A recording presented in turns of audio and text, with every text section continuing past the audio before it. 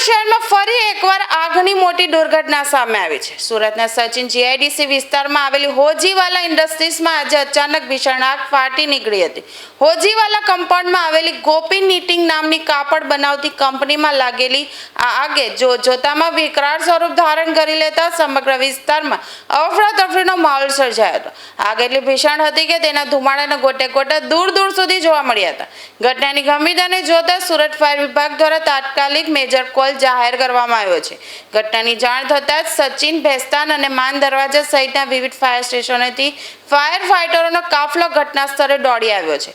કાપડનો જથ્થો હોવાને કારણે આગ ઝડપથી પ્રસરી રહી છે, જેને કાબૂમાં લેવા માટે ફાયરના જવાનો ભારે જહેમત ઉઠાવી રહ્યા છે। જોકે આગ લાગવાનું ચોક્કસ કારણ હજુ સુધી જાણી શકાયું નથી। શોર્ટ સર્કિટને કારણે આગ લાગી હોવાની આશંકા સેવાઈ રહી છે।